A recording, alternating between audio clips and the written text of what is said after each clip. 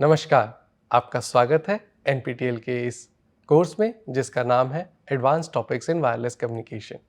मेरा नाम राहुल, मैं आपका टीचिंग असिस्टेंट। आज हम मैटलैब के एक और सेशन में सीखेंगे लीनियर ब्लॉक कोड्स को।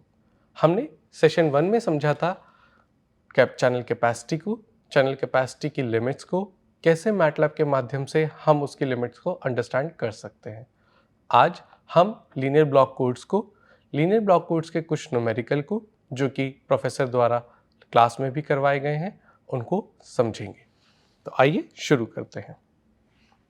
जैसा कि आप स्क्रीन पर देख पा रहे होंगे, मैंने ऑलरेडी एक एग्जाम्पल और एक होमवर्क क्वेश्चन को नोट कर रखा है।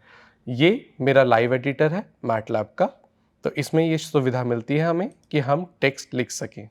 तो कोड को शुरू करने से पहले मैं CLC close all clear all का इस्तेमाल करूंगा, जिससे हम मेक श्योर कर पाएँ इसे रन करके कि कोई और रिजल्ट नहीं खुला हुआ, वर्कस्पेस में कोई और डेटा प्रेजेंट नहीं है, कमांड विंडो हमारी खाली है और कोई भी रिजल्ट विंडो में कोई रिजल्ट नहीं है। तो लीनियर ब्लॉक कोड्स को आपने समझा होगा। यहाँ पर एक जनरेटर मैट्रिक्स दी जाती है, एक मैसेज सीक्वेंस दिया जाता है और आपको इनके कॉरस्पॉन्डिंग कोड वर्ड जनरेट करना होता है। तो कोड वर्ड जनरेट करने के लिए हमें simply m multiplied by g करना पड़ता है, जिससे मुझे एक कोड वर्ड सीक्वेंस मिलता है। इस मल्टीप्लिकेशन को मैटलैब में कैसे किया जाएगा हम वो समझेंगे। तो सबसे पहले हम लिखते हैं g, जो कि है एक जनरेटर मैट्रिक्स को कैसे लिखा जाएगा इसे समझते हैं। तो सबसे पहले हम देख पा रहे हैं कि यहाँ 3 रो और 6 कॉलम है। तो हम 3 रो को लिखने के सीक्वेंस को समझते हैं। तो पहला सीक्वेंस रो का है 1 1 0 1 0 0। अब मुझे दूसरी रो लिखने के लिए यहाँ लगाना पड़ेगा सेमीकोलन और फिर मैं दूसरी रो, जो कि V2 को कॉरस्पॉन्ड करती है, वो लिखता हूँ 0 1 1 0 1 0। इसी प्रकार मैं तीसरी रो को लिखता हूँ, जो कि है 1 0 1 0 0 1। तो ये हमने जनरेटर मैट्रिक्स लिखी। इसे देखने के 2 तरीके हैं। पहला, मैं इसे रन करता हूं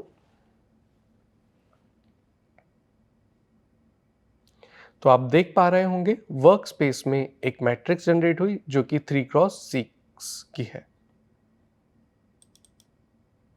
इसे अगर मैं ओपन करता हूं तो सेम सीक्वेंस हमें नजर आएगा, जो कि क्वेश्चन में दिया है 1 1 0 1 0 0 1 1 0 1 0 0।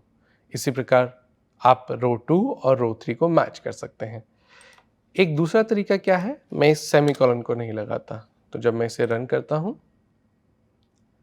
तब आपको ये मैट्रिक्स की फॉर्म यहाँ पर नज़र आती है, जो कि सेम 3x6 की एक मैट्रिक्स है।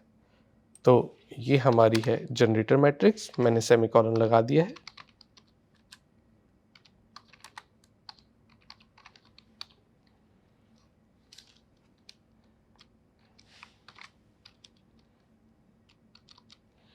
आइए अब हम मैसेज सीक्वेंस को इसी प्रकार लिखते हैं। मैसेज सीक्वेंस है मेरा 1 स्पेस 1 स्पेस 0। इसे दोबारा रन करके देखते हैं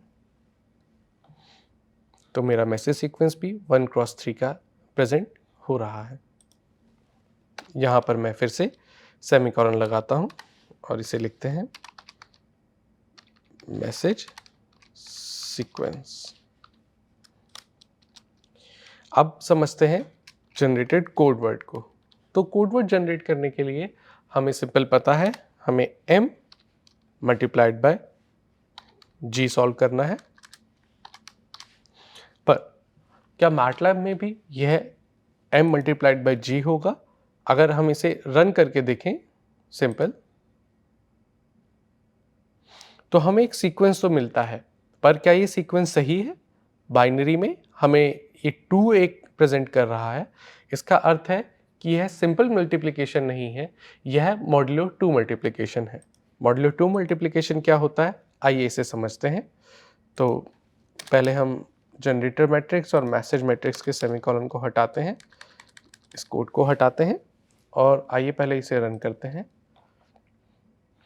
तो जिस प्रकार आप देख पा रहे होंगे, मैसेज मेरा एक रो है 1 रो 3 कॉलम 1 1 0। इसे मैं जनरेटर मैट्रिक्स के पहले कॉलम से मल्टीप्लाई करूंगा जो कि है 1 0 1 के फॉर्म में। तो पहले हम समझते हैं मैट्रिक्स मल्टीप्लिकेशन को। अगर मुझे 1 क्रॉस 3 की एक मैट्रिक्स दी है जिसे मल्टीप्लाई करना है मुझे 3 क्रॉस 6 की डायमेंशन मैट्रिक्स से, तो मेरी रिजल्टेंट मैट्रिक्स आएगी 1 क्रॉस 6 की। ये आपने लीनियर अलजेब्रा में समझा होगा। पर अगर मैं मल्टीप्लाई करता हूं 3 क्रॉस 6 की एक मैट्रिक्स को 1 क्रॉस 3 की एक मैट्रिक्स से, तो क्या हमें कोई रिजल्ट मिलेगा? जी नहीं, हमें कोई रिजल्ट नहीं मिलेगा क्योंकि हमारी ये डायमेंशन सेम रहनी चाहिए। तो हमें यहाँ पर कोई रिजल्ट नहीं प्राप्त होगा। तो इसलिए इसको हम डिस्कार्ड करते हैं। हमने समझा मैट्रिक्स मल्टीप्लिकेशन के बेसिक को। अब हम समझते हैं मॉडुलो 2 को। तो अगर मैं 1 1 0 को 1 0 1 से मल्टीप्लाई करूं तो मुझे मिलता है 1 multiplied by 1 plus 0 multiplied by 1 plus 1 multiplied by 0। इसे अगर मैं सॉल्व करता हूं तो मुझे मिलता है 1 plus 0 which is equal to 1, right. अब इसके अलावा मैं अगर सेकेंड मैट्रिक्स को मल्टीप्लाई करता हूं तो 1 cross 1 plus 1 cross 1 plus 0 cross 0। इसे मैं सॉल्व करता हूं तो मुझे मिलता है 1 into 1 1 plus 1 into 1 is again 1, तो 1 प्लस 1 2 प्लस 0, तो ये मुझे मिलता है 2। तो ये एक सिंपल मैट्रिक्स मल्टीप्लिकेशन है। मॉडुलो 2 का अर्थ है इसे हम 2 से भाग देंगे, तो भाग देने पर जो मेरा शेष बचता है वह मेरा मॉडुलो 2 का आंसर होगा। जैसे कि 1 डिवाइड बाई 2 में शेष बचता है 1 और 2 डिवाइड बाई 2 में मेरा शेष बचता है 0। तो यह मेरे रियल कोड वर्ड्स होंगे।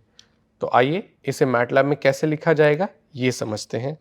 तो मैटलैब में मेरे को कोड वर्ड जनरेट हुआ C1 नाम देते हैं इसको, और इसको हम लिखेंगे mod M multiplied by G, और ये मॉडुलो 2 है तो 2। आइए इसे रन करके देखते हैं।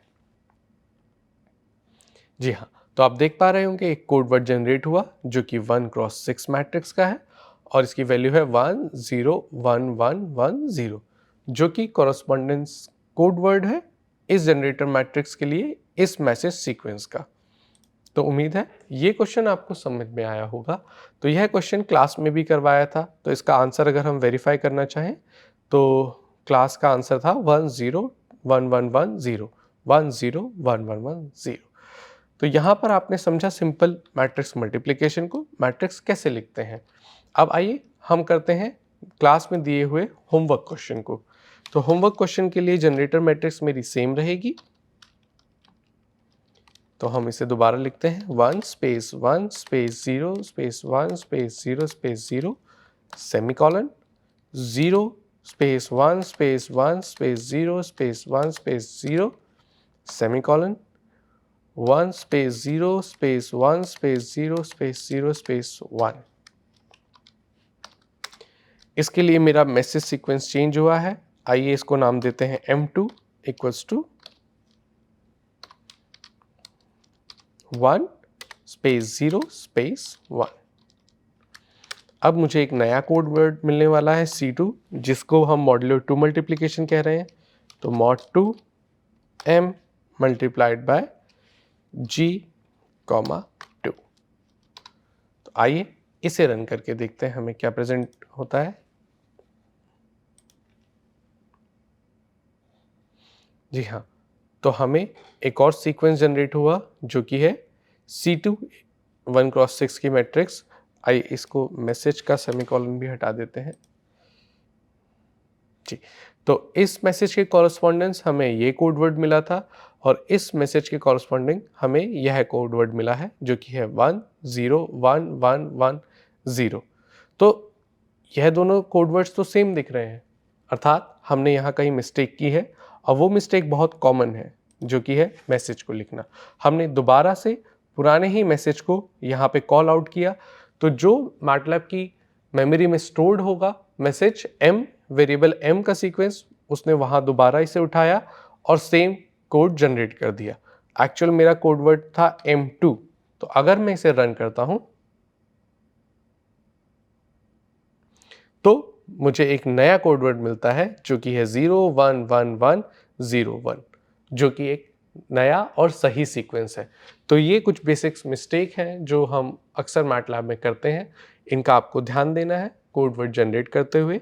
और आप इसी प्रकार और भी क्लास में दिए गए क्वेश्चंस को या खुद डिफरेंट मैसेज सीक्वेंस को 2 की पावर 3 से हमें 000 से लेके 111 तक अनेक 8 मैसेज सीक्वेंस देखने को मिलते हैं। तो हम इनकी प्रैक्टिस कर सकते हैं मैटलैब को उसको, और मैटलैब के स्किल को हम इम्प्रूव कर सकते हैं। तो आज के लिए इतना ही। धन्यवाद।